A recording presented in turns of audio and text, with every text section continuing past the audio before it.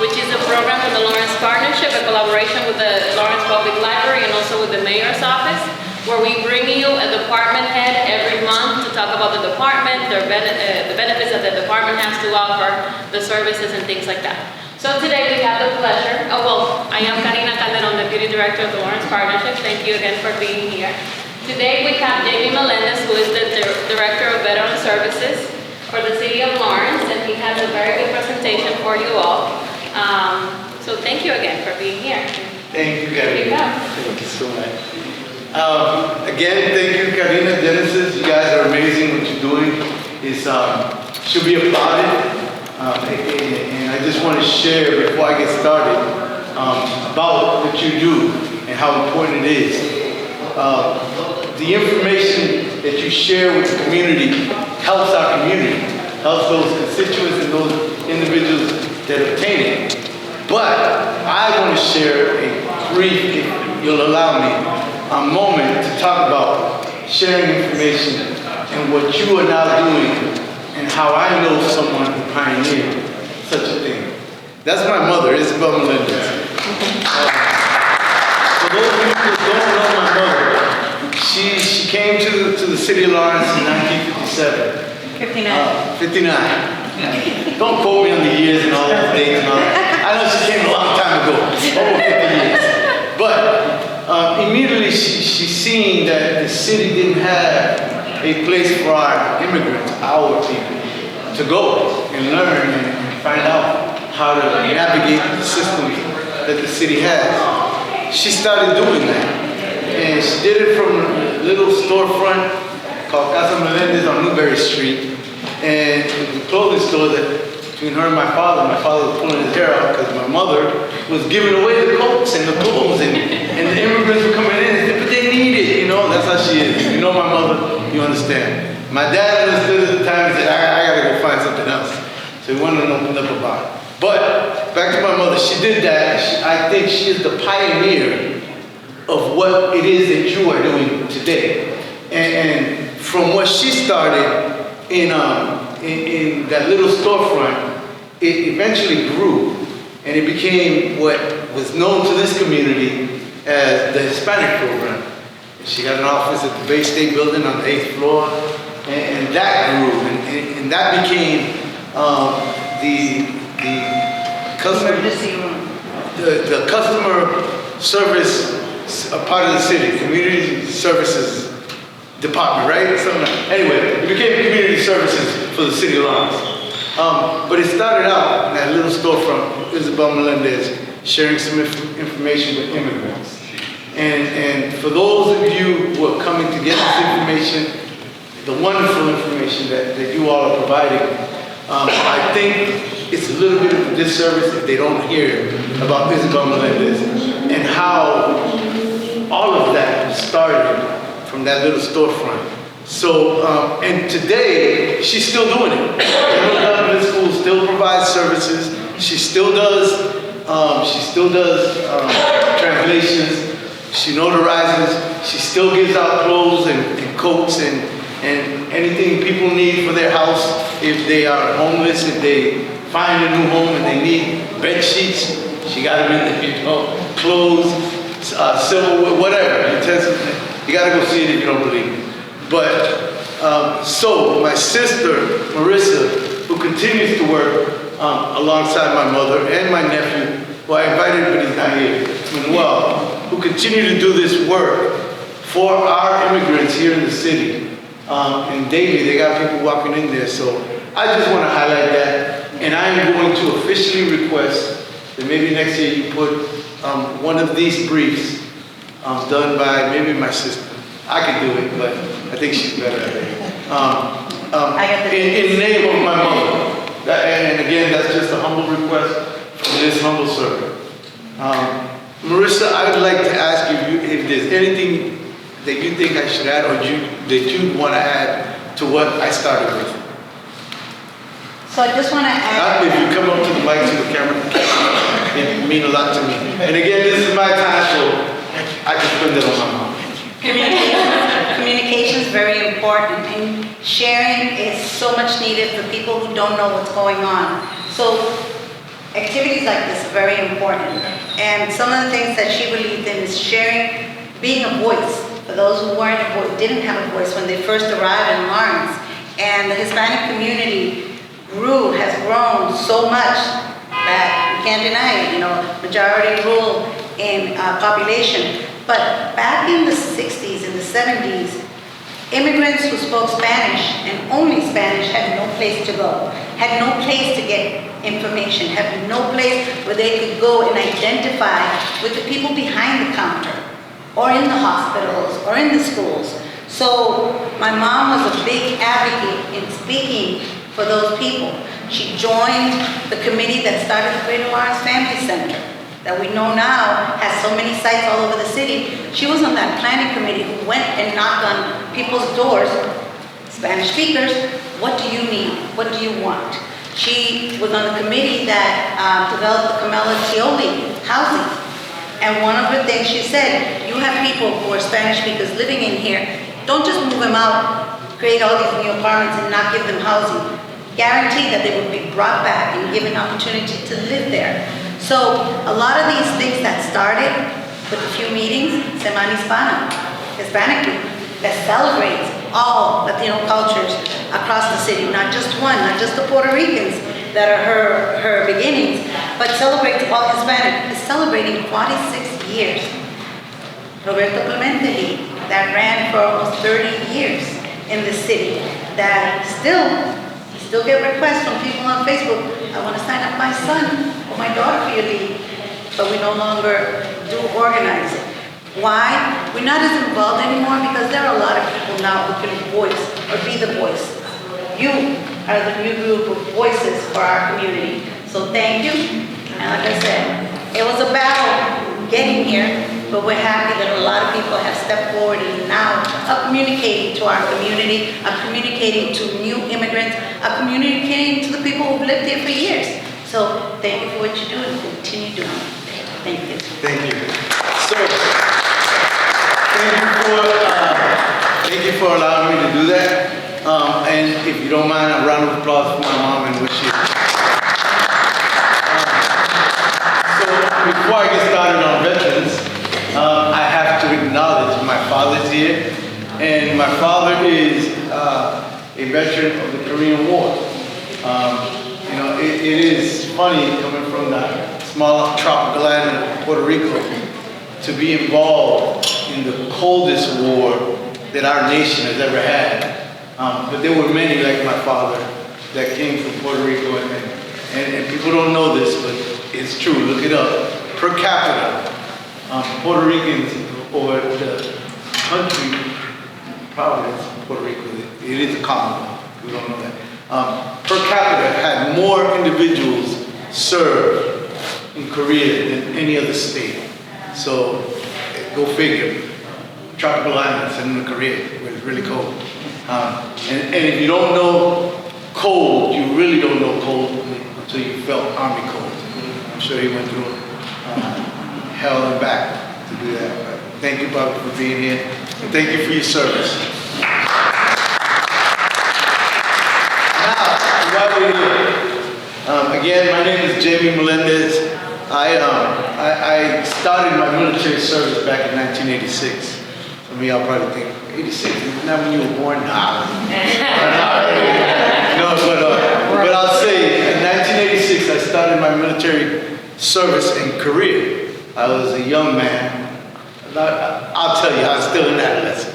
I was still a child in my mind. 20 years old, 21 years old. And I joined the Puerto Rico National Guard. And then I came back to Massachusetts and went active duty. And shortly after that, I retired, 25 years later, right? And then I started doing this, Director of Veteran Services for the City of Lawrence. So I can tell you that my whole adult life, the 2 jobs that I've had have been in the military and doing this, what I do to serve our veterans in my community and state. And it has been my privilege and my honor to do so.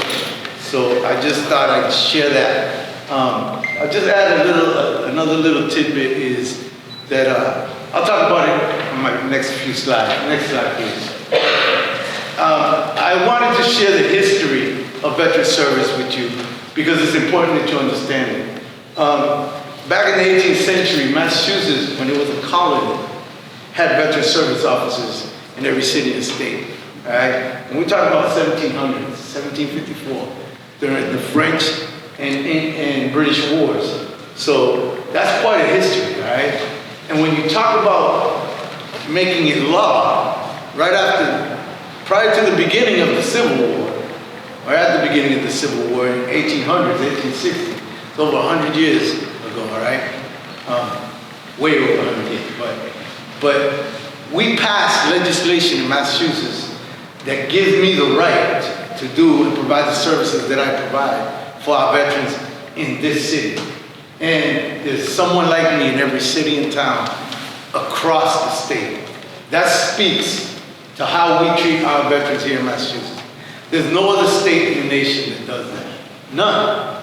And I'm telling you, I go across the country. I have friends that I've served with my whole life that I talk to, almost on a daily basis today with social media and everything, but that don't believe when I tell them this, that for over 170 years, we've been doing it in Massachusetts. And it just escapes me that the rest of the country hasn't caught up. But we definitely lead the way. We are the best at what we do when it comes to serving our veterans. And again, there's one VSO in every city and town within the Commonwealth. And that includes some small towns that collaborate and become a district. So that's over 360 communities with VSOs like me and a staff, all right? So it's something to behold. And if you ever get the chance or you ever talk, by the way, you get in my brief or if you're watching this brief, you are now part of my outreach. So if you see a veteran and they don't know about it, please share the information. Next slide. I'm going to talk to you a little bit about state benefits and federal benefits. There's a lot that I do in my office and I provide those services to our veterans and their families. So they'll come in, probably 90% of my work goes towards Chapter 115 assistance. And I will talk about that a little bit more later on. But it is absolutely the root of what we do.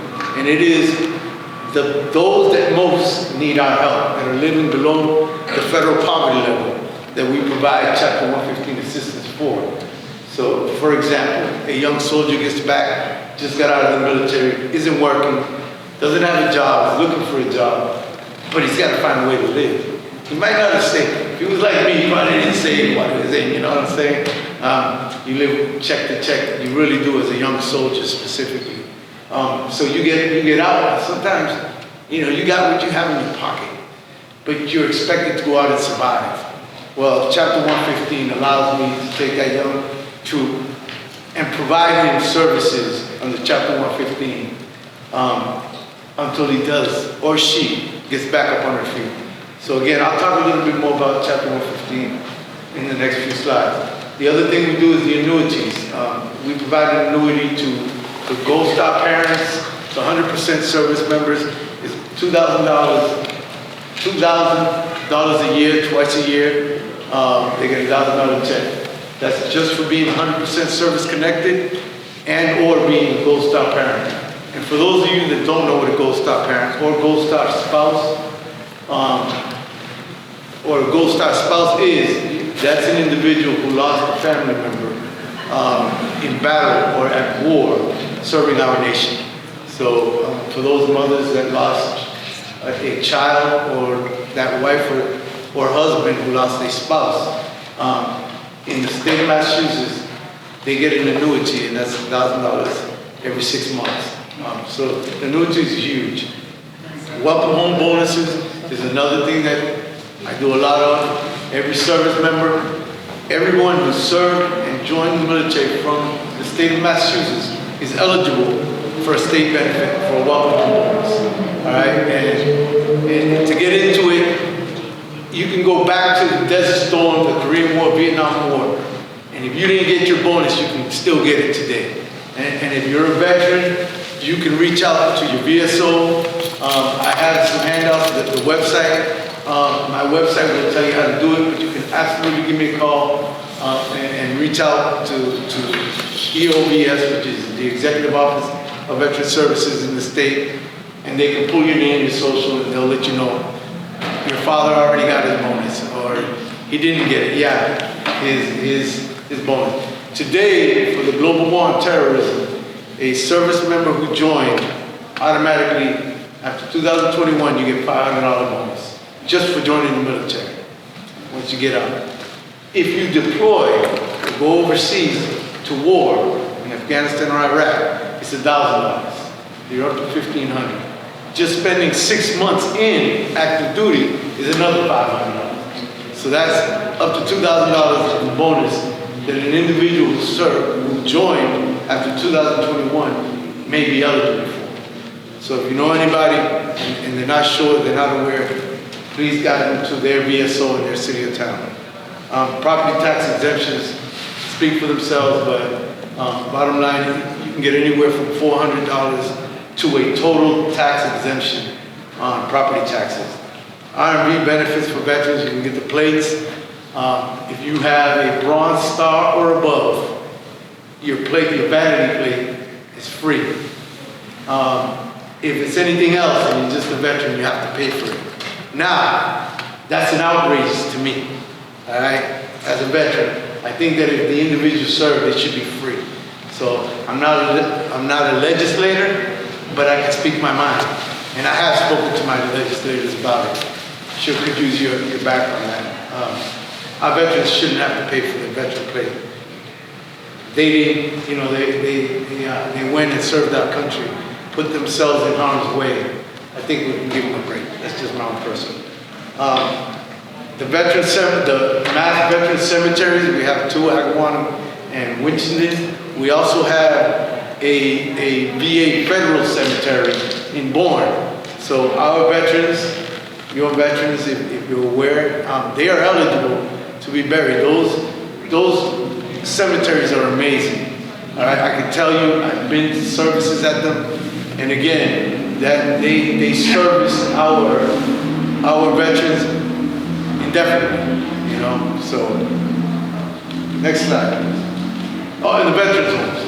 But I think you've heard a little bit about that. They're getting better as far as the veterans homes.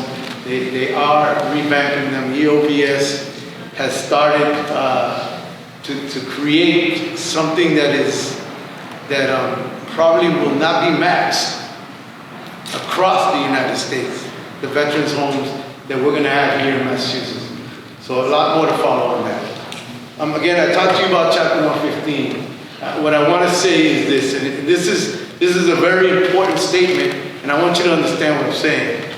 In the state of Massachusetts, not even in the federal government do they do this, but in the state of Massachusetts, if you are the spouse or the dependent of a veteran, and the veteran passes away, all right? So I have a birth certificate. I'm going to use John Smith as an example. Big John Smith is a veteran. Little Johnny Smith, under the age of 18, is his child.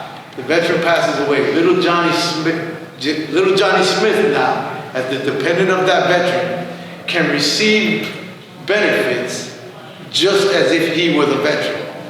Now, I'm going to say something that might offend some people, but it's just the truth. It's how it is. It's the law. But a lot of compensation that a veteran receives, the compensation dies with the veteran. The family does not receive that compensation. So this, what I'm sharing with you, specifically under Chapter 115, is something unique.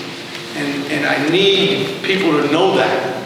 Because that means if you are the widow or widower, or you are the dependent of a veteran, and that veteran has passed, all you need is that marriage certificate and that DD-214 with your name, his name, and his or her name on that marriage certificate, and you can now receive benefits as if you are the veteran. So that's huge. And again, not even in the federal government does that happen.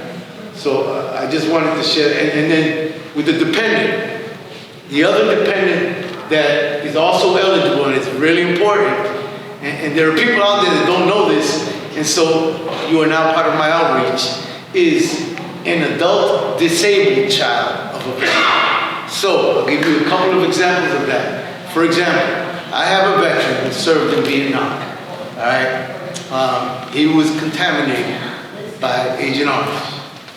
Unfortunately, he passed that on to his child. True story.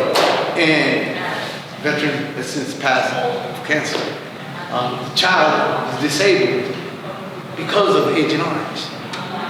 That child is receiving those benefits.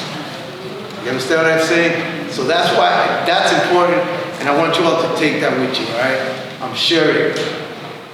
Just because the veteran is gone doesn't mean that you might not be eligible for benefits. Please reach out to your VSO in your city and town. That's important. Next slide, please. Again, Chapter 115 provides financial assistance for food, substance, and paying your bills. So please reach out and find out if you're eligible. Next slide. Again, Chapter 115 is, to me, the highest priority of my work because I'm taking care of the most vulnerable in this part of my job. And I do quite a few other things, but this to me is the cream, and it's near and dear to me because I'm taking care of those that need it most. And I'll share specifically elders who are on a fixed income, and it is absolutely below the federal poverty level. But they serve that country, So it's important that you guys understand that and get the word out and have people, if they serve, reach out to their VSO. Next slide. Again, to determine eligibility for a veteran, and here's the other thing, I got horror stories on some of this stuff, but when I first started in 2011, I had a guy come to me, and he had served 4 years, active duty, and he had come into this office in City Hall and asked for help because he was a construction worker and he got hurt. And he got hurt and he couldn't work. He busted his back and he didn't have workers' comp and all that because construction guy, Anyway, he did have some savings and a college fund for his kids and all that, but he had to go into that because he had nothing else he could do. And he came to the Veteran Services office at the time, and he was told, "You're not eligible. You serve peacetime." That is a lie. It's unfortunate, but it's a lie. This guy went the next 12 years spending his child's college fund, losing his wife, losing his kid. The whole, I'm telling you, is a horror story. Never again is what I say. And this is why it's important. If you served active duty, that's it. If you served active duty, and you served 180 days, peacetime, you never went to war, you didn't do anything. That's okay. You were preparing that whole time for war. So trust me, going to war is not the worst thing that can happen to you. You know what I'm saying? Sometimes just thinking about, damn, when is the call gonna come for me to go? That can do a number to an individual's psyche. And trust me, I've lived it. I've seen people cry because of it. All right? They prepare all their life, and then they don't get the call, and they go crazy, But look, 180 days if you served active duty, you're eligible for Chapter 115, and you are considered a veteran in the state of Massachusetts. And under federal law, 180 days, that's 6 months, active duty service. Now, where the differences come in, people think I was in the reserves and I went active duty for 6 months. Some active duty training is 2 years. It's not the same. You don't get the status veteran with active duty for training. It doesn't happen. So I'm going to tell you right now, if you're thinking about joining the military, go active duty. The reserves is great. Yeah. Some people should absolutely go in the reserves. That's when you got it made. If you really want to do some go active duty, you can come back and join the reserves. But they don't tell our young kids today, and I've got them coming in my office asking, hey, I was in the reserves.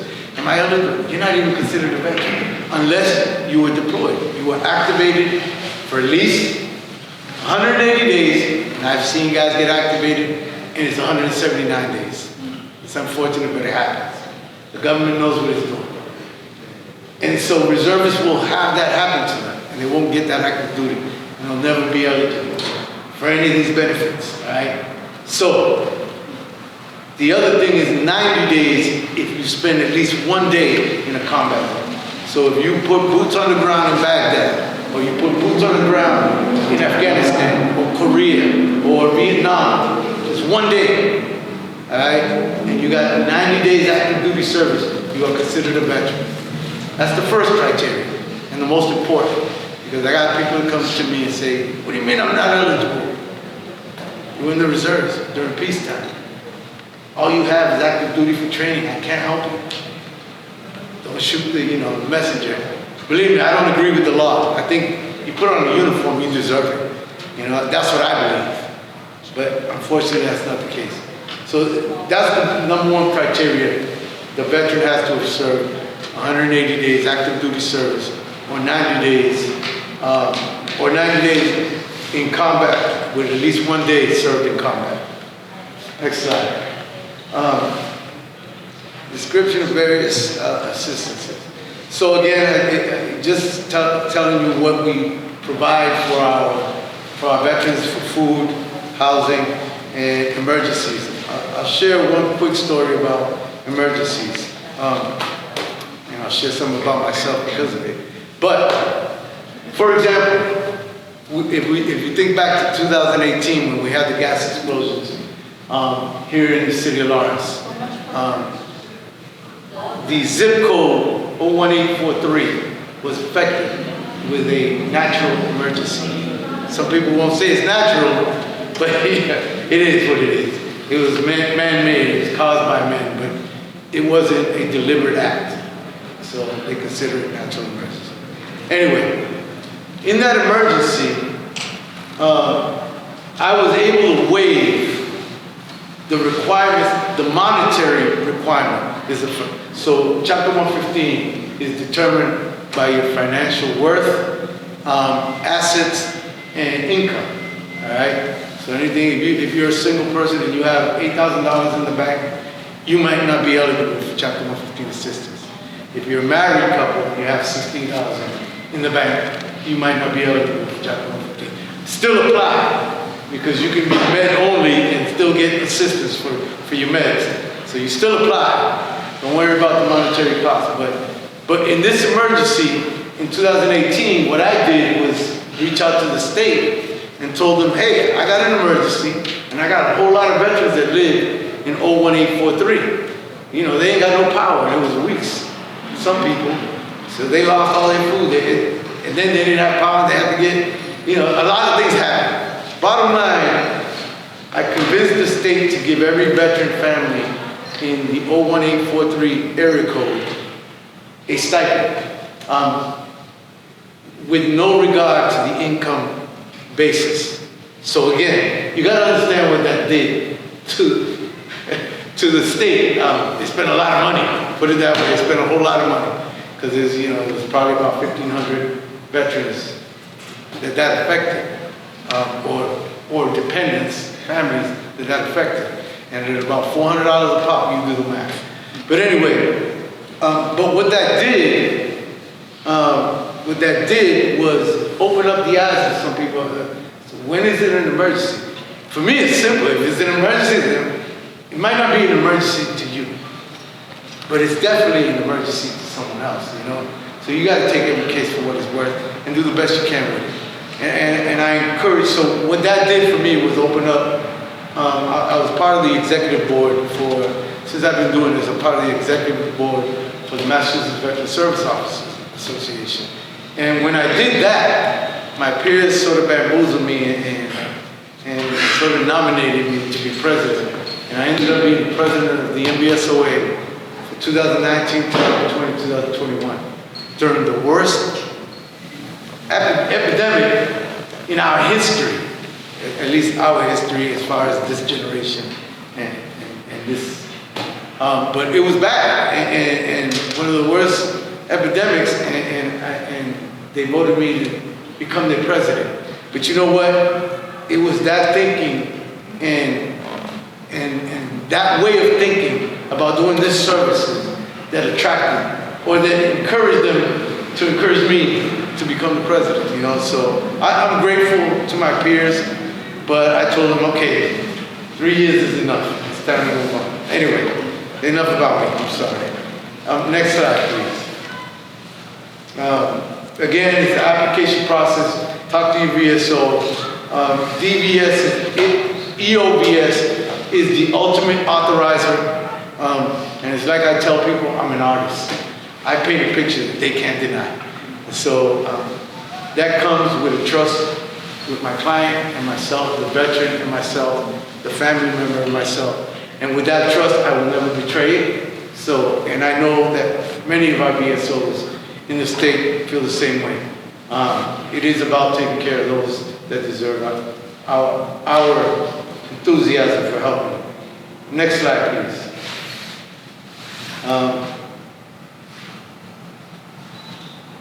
Okay, I'm going to move on from that slide too. Again, it's just more of the same stuff I talked about.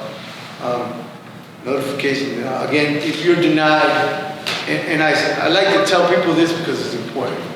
Apply. No matter what anybody tells you. I go back to the guy that I was telling you that walked into the office. Someone told him, you're not eligible. You're a peacetime veteran. You didn't serve in war. And he walked out the office. The law says, whether you're eligible or not, if you have a DD-214 and it says dishonorable discharge and the regulation says has to be under honorable conditions, doesn't matter. By law, I have to take the application, I have to submit it with the paperwork, and only EOVS, the Executive Office of Veteran Services at the state, can deny somebody. I can't deny anybody. I'm just the best, and hence I say I'm an artist. You give me the work, I will make it so that you are eligible. So I just got to emphasize, it absolutely is EOVS that authorizes us to pay our veterans the award that they so richly deserve. But my point is, don't ever walk away saying, well, I was told I was ineligible. I'm not going to say it that way. What I'll say is, look, if you don't have it in black and white, it doesn't exist. And if that person is telling you, I'm not going to give it to you in black and white, ask to speak to their boss. Everybody has a boss. Everybody. All right? There's nobody doing this work that doesn't have somebody above them. So ask to see the person in charge or the boss of the individual telling you that. By law, they have to take the application and they have to give you back in writing that you're not eligible. Next slide, please. Again, all of this is about data collection and all that stuff. Next slide.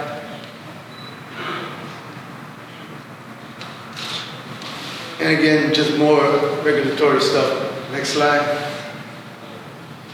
And again, enforcing the law, and again, not being able to help our National Guard and Reserves, that falls on our legislators. If they pass the law and say, I have to take care of a guardsman or a reservist, then I'd be glad to do it. I don't make the law. You know, I can only work within its boundaries. But I can tell you who you got to talk to change that law, and that's your legislators. And you know what? What they've done in Massachusetts is above and beyond. It really is. And we're lucky. Our veterans here are lucky, and most of them understand that. And in conclusion, by providing expanded overview, individuals can gain a deeper understanding. Again, my conclusion to you on Chapter 115 specifically is that you are now part of my outreach. You know a little something. Share that knowledge. My sister said it earlier, you know, I write it on some emails sometimes. Knowledge is power, but sharing knowledge is powerful. Somebody wrote me back once and said, hey, you forgot to put who you quoted. I said, no, you gotta put who you quoted, and you quoted me when you use it. I started, yes, but it's true. Share the knowledge, it's important. I should be on federal benefits, next slide. Am I there? Yeah, federal benefits, I'm sorry, I couldn't see it. But anyway, federal benefits, again, any questions from anybody on chapter 115 specifically, or anything I've covered up to this point? Yes. So I had a question about, well, I'm not a veteran myself, but I do have family members that are veterans, and I understand the need for resources, especially in the Merrimack Valley community, and being a resident of Lawrence, and like a large amount of the homeless population are veterans. So my question is, has your organization thought of partnering up with different community organizations to really push inclusivity and resources? And Absolutely. Okay. Absolutely, absolutely. One of the things I did when I became the president of the NVSOA was go out and tell them, look, we have to, it's about inclusion and collaboration. And I forgot to mention my friend Will from ClearPath. ClearPath New England is a great organization. They do amazing stuff. They're out of Fort Devens, but they've expanded to the city of Lawrence. I think it's because they were sick of seeing me going out there and taking our veterans out there. But they're amazing. Sorry, can I ask what ClearPath is, if you don't mind? Absolutely. Yes, ClearPath for Veterans is a nonprofit organization. Basically, our goal is to support the veterans' journey home and also to encourage them in wellness, which can encompass anything from homelessness, wellness, peer support, rental arrears, some people do with food insecurity, all types of things. So basically, it's a whole soldier, a whole veteran concept that we approach to approaching the veterans' wellness. So, And I'll add holistic care. Yes. They do occupational therapy, physical therapy. Yes. They have dogs, Yes. and they train dogs. So they have a 5-star Michelin chef. Yes. If you ever get the chance, go out to Fort Devens and do their lunch on Thursdays. Every Thursday. And just say, hey, I just want to see what you got. They'll open their doors to you. Yeah. I swear to God. And the 5-star Michelin chef, she's amazing. She's German. The last time that I went, she actually did a German 5-course meal for lunch. It was with pretzel and mustard and everything. It was amazing. But it really is. And I'm just glad to have you here. I will add, the other thing is, I have a handout up there. I have some paperwork. If you want it, please grab it. One's a flyer for my coffee social that I'm doing, where we collaborate with veterans. We also do one in Methuen. One is for handicap placards, if you want. Anybody can use it. It has the application. One is for Chapter 115 specifically. If you're a veteran, take a couple. If you're a veteran and you're wondering, you can fill out that sheet and take it to your VSO in your city and town. It's also online under mass.gov under EOBS. But I also have a handout there with organizations that I collaborate with. We do the DAV, Disabled American Veterans, great organization, one of the only still standing veteran service organizations in Lawrence. We used to have an American Legion, a VFW. I would love to get them back. I need veterans to come see me. We can make that happen.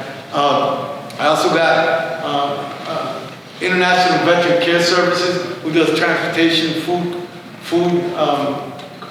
bank for our veterans. You can go pick up food. The hand you bag is really nice. If you're a veteran or a family member of a veteran, please pick that up. Please share it. But yes, we absolutely collaborate. And that's just a couple of the organizations. There's others. There's in Haverhill, they have VNOC that does a whole lot. Again, same thing. They do food banks and supportive services for our veterans. So yes, collaboration is important. And thank you for the question. Any other questions? All right. So, yes, I'm sorry. So now that we are part of your network, and let's say somebody You're not on my payroll yet, but you are part of my network, go ahead. So what if I'm trying to refer someone to speak to you? What is the best way for me to refer someone to speak to you? Is it coming by the office? Is it calling? Is it emailing? What is the best way to reach you? Absolutely all of the above. Okay. Whatever's easier for them, I will come to them if they're in Lawrence. I will come to them. So if you have a veteran who's 98, you're not 98 yet, man, but I'll give you an example. My dad, he's tired sometimes. He don't want to get out. I'll go see him. You know, I really will. And most BSOs in most cities and towns will do that. All right? But definitely all of the above. And look, I'm going to tell you, it's one of my pet peeves. The phone rings, somebody better pick it up. If you work for me, somebody better pick it up. I don't care whose phone that is. We're going to pick up the phone. So we're all about, because that might be the only time that that veteran calls. And it's happened, you know, and it's unfortunate. But a veteran isn't always going to reach out. Sometimes, look, I learned when I was a drill sergeant. So I was given a trait, and that trait is providing purpose, direction, and motivation. Sometimes that means a boot in the right place, the fourth point of contact. Anyway, it's a bad trick with me. But anyway, so yes, I will answer the phone, I will answer the email. My doors are open 8:30 to 4:30. Tuesdays are 8:30 to 7. Fridays, unfortunately, now is 8:30 to 1:30. So I don't mind the schedule, but you can always call me, you can always come by the office. Somebody will be there for you. We won't make time. That's what we're there. That's why we're here. That's why we're there. Yes. Can you bounce the slides back to slide 1? Slide 1. Okay. No, let me get past this one and then I'll do that. Okay. All right. I'm sorry, unless there are any other questions. I do have one that I will leave for the end. Okay, that's fine. You're special. I like you. Okay. VA disability compensation again. I really wish I was doing VA compensation in my office, but what it entails is so much. I have the DAV here, they do it. If I had more help in my office, I definitely would be doing claims.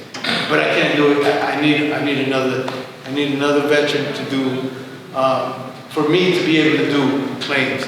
And if I did do claims, I'd be probably the best claims guy you know. I promise you that. GI Bill education, again, self-explanatory. Come see me if you don't understand it. I'm not a subject matter expert, but I am an expert in a lot of things. And if not, I do know who the subject matter experts are. So, VA healthcare, every veteran should enroll. Every veteran should call. So if you know a veteran and you ask, did you ever enroll in VA healthcare? No, I didn't need it. Enroll. There's a reason. Look, remember I said, I provide purpose, direction, motivation. One of the things I'm really good at is convincing specifically to my Vietnam era veterans, I love you. You know, they went through a time, and I didn't do it today, I should have. If you're a Vietnam era veteran, stand up, because I love you, I want to hug you. Thank you. We have one here. Thank you for your service. I'm going to tell you why they were treated the worst by this nation than any other service member in any time.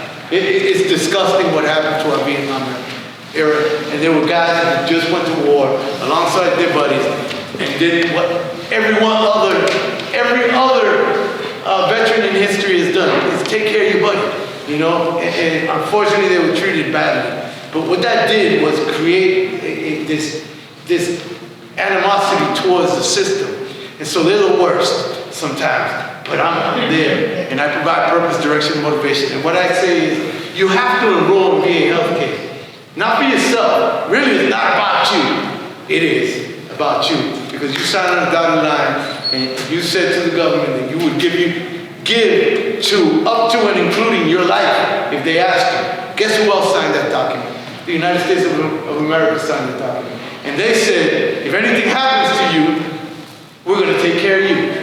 You got to hold them accountable. You have to. So if you're not sure, come see me and we will make them accountable. But again, what I tell these veterans is, you're not just doing it for yourself. You're really not. You're doing it for all those that come after you. My son is thinking about joining the military. You're doing it for my son. And every young person that raises their right hand today, so that when they come back, we're still holding the country accountable for whatever might happen to them. That's why you're doing it. And that's why you were a warrior once. You're a different kind of warrior now. You fight with a pen, you know? And you fight with a pen, and you allow me to write some stuff down. You don't have to carry the rock anymore, but you do have to carry the pen, and you do have to annotate, and you do have to make and hold people accountable for what you've been through. So that's how I provide that motivation. And to our Vietnam era veterans, it is the toughest thing for me to have a Vietnam era veteran walk out of my office and say, nah, I don't want nothing from that. It's tough. Not too many get to walk out on me, I'll be honest about that. They really don't. But thank you again. And then, so VA healthcare and life insurance, you know, life insurance is what life insurance is. You can get a lot better deal than civilian, that's all I'm saying about that. And then survivor benefits. If you are the survivor of a veteran, all right, remember I said that the federal government doesn't give you compensation? So if I was receiving 100% compensation, my spouse isn't going to get my compensation. If I receive a pension, if I retire and I'm receiving a pension, my spouse does get that. So the pension doesn't die with me, compensation dies with me. That's an important distinction. But what I wanted to say about that was the survivor benefit is income-based. So, not every survivor is going to get the same amount, depending on their income, all right? So, but still, do the paperwork, fill it out. You know, you deserve whatever is out there. And every case is different. Next slide. Oh, can we go back to the number one slide? Slide one. I'm not sure what you... No, Okay, yes. keep going. Oh, okay. Slide one. Welcome home bonuses that you alluded to. Okay, when I came back from Vietnam, I got either, I'm not sure if it was 200 or 500. 300. The Vietnam in-country, no, I'm sorry, in-country is 500. If you were Vietnam era, it was 300. I was in country, so I got $500. Yeah. You alluded to other bonuses that have been added to it. Yes. Are they retroactive or am I cut off at the 500? There are no additions for that era other than you in Korea, World War II. So no, there is no other addition. So my the only additions now that I was alluding to are after 2021. Oh, okay. Not 2001. After 9/11, 2001, there are bonuses that have been added. So anybody who served after 2001. Well, you know the makeup of the military. I was a combat engineer. Yeah. We were like Radar O'Reilly on national schemers. I'm just looking to make it. No, hey, listen, I love engineers. I'm going to tell you. I served with the engineers on Fort Bragg, and it was quite a unique distinction. I'm a paratrooper. I jump out. I am what it's called, I do forced entry. We break into a country through the airborne, and jump in. But I was a part of the airborne, the only airborne engineer brigade in the free world. So these guys jump in, and it is amazing, but with full Kevlar suits, through trees, in the jungles, and then they blow everything up. And they create an airfield. So they'll jump in through the trees, and these are tall trees, you know, in some jungles. If you've ever been on a triple canopy out in the jungle, you know what I'm talking about, but you literally will be hanging 300-400 feet in the air, and you gotta rappel down, and then you start cutting everything down and blowing everything up. And they create an airfield so you can fly airplanes in out of nothing. In Vietnam, what they used to do was spray Agent Orange. And that's what killed our guys. All right? It was fertilizer. The guys out there working in an airfield, they'd come out and spray it. Birds would fly over. What is that? What is that? And the next day, all the vegetation is dead. You don't think you're hurting your boys and ladies out there. That's what our country did to them. But it's another story. And 50 years later, the veterans are dying because of the Agent Because of the Agent Orange. That they were sprayed, that was sprayed on them in the jungles. But I served during a time that we were all free all volunteer army, and I wouldn't change it for the world. It's given me a unique aspect on life. It's given me an opportunity to travel the world. I put my boots on the ground on 5 of the 7 continents. Been all over. You know, I've seen a lot. And I can swear to you, I promise you this, there's more good in the world than there is bad. Bad is still out there, so keep your head on the swivel. Can we go back to my last slide after?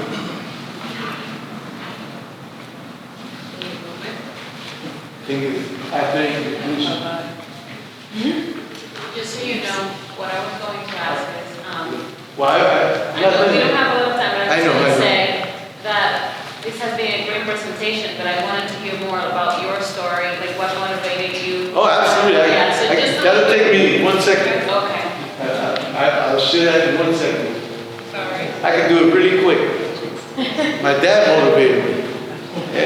Yeah, he bought me these little green men, and I was playing army, and then I see him in the uniform, and I said, wow, my dad looks really sexy in that uniform. He looks like Elvis Presley. He really did. But I said, hey, maybe that'll do that for me. And I'm going to tell you, to be honest, I went to jump school. I said, my brainwashed me when I went in. I remember I told you I went in the reserves with the National Guard of Puerto Rico. And then I went through basic, and my drill sergeant was 82nd Airborne Vietnam era vet. He brainwashed me. He said, if you ain't airborne in the Army today, you gotta be, you might as well just give it up. Get out. You're nothing. And I believed him, so I was like, hooked, I gotta go airborne. And I went airborne. And then in airborne school, my black hat, some of the most motivational sergeants you will ever meet. They got motivational. You should hear these guys. But they really are motivational guys. And put it this way, my black hat looked at me one time. He just looked at me. And I looked at him. He said, read my mind. I said, airborne. Just started doing push-ups. I knew he wanted me to do push-ups. That's how good they are. But really, but what happened, they asked me at one time, why'd you go airborne? And I thought about it for a second, and I said, you know, the real reason is because the red beret is so cool. That red beret, that's what motivates me to do it. I hope that answers your question. Okay. No, so my last slide. So I hope it's okay for me to walk around. It's just like they're not gonna see you over Okay, here. I'm sorry. So my last slide, what I wanted to share, and I lost my place because I put them on the way, but here it is. What I wanted to share is what I got going on. We have our monthly social, coffee social, that I'm starting. We're gonna start every month. I'm looking for people to collaborate. Usually when I do a social, I've had people come out and talk about certificate of eligibility, which is the home loan program, the guaranteed home loan for veterans. I had the recycling coordinator come out and show them how to recycle. I had elections come out and show them how they can apply for being an election worker. So I'm always looking for anybody. The library is amazing. They've already stepped up for this one. They're going to come out and give our veterans library cards. So it's little things. It's the little things that matter. And anything you want to, I'm wide open. You can absolutely come talk to our veterans at our coffee socials. Not only here, but also IBCS who holds one in Methuen. I connected with them. She's got a bunch of veterans that go to that too. I'm all about sharing. Like I told Will, I don't care who you work for, but if you got something for our veterans, I'm gonna find you. I got a few things coming up. For those of you that have been in line for a while, and I apologize, I'm not gonna go too much longer. 777 flags. I put 777 flags in the park. One flag, 8-foot, 3x5 flags. One flag for every service member that was killed in action who was from Lawrence. That means these were kids that grew up here and walked these streets just like me. And their parents raised them here, and they went to public schools here. The last three, Sergeant Pierre Raymond, Staff Sergeant Alex Jimenez, and Sergeant Giovanni Pichardo. Their parents are still here. Their Gold Star parents still live in the city of Lawrence. You know, and their 3 flags will be assembled and erected for Memorial Day. I plan to do that here starting in April. We're going to inventory the flags. I could use volunteers. Please reach out to me. At the last slide, you'll have my email, my assistant, my confidential assistant's email, and our phone number. Please give us a call, volunteer. I sure could use the help. And it really is a tribute. When you stand there and you walk through 777 flags and read the names, I have banners on all 4 sides with all 777 names. Trust me, I sat there and read every single one. And I swear to God, the feeling that it gives you, it's like if you know them. Or you say to yourself, wait, I know that name. Is that this person that I know? Maybe that's a descendant of that person or this person. And then by the time you get to the end and you read those last 3 during the global war on terrorism, the sacrifice that our young men and women have made, we owe them that much. So if you want to be a part of it, and you want to come out and volunteer, please come out. And then again, Beautification Day is the same thing. It's one of my favorite days of the year. We put about 12,000 flags in every tombstone for a veteran in our 3 cemeteries. 4 already. Got another one over here that I get help with in other places. But on May 18th, I will be putting out over 12,000 flags on every tombstone for every veteran that's buried here in our cemeteries. It typically takes us about 3 hours. I typically have about 300 kids. It's my favorite day. I get to talk to them about why we do it, about the tradition, about why it's important, about why we remember our fallen and our veterans. President Roosevelt said, he was president, but he said the most honorable thing he ever did was serve his country. Imagine that.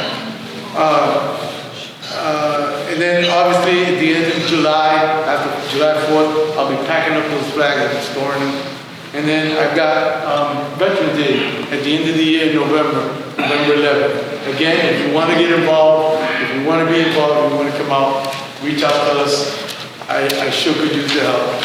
And the last slide is my contact info with my new assistant, Nilsa Caraballo. She's amazing.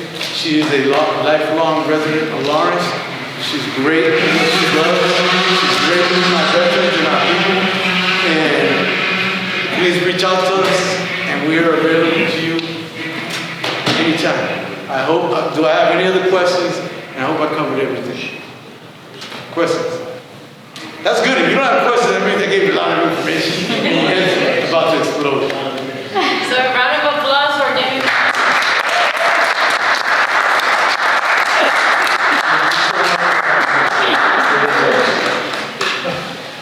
Well, thank you all again. Thank you.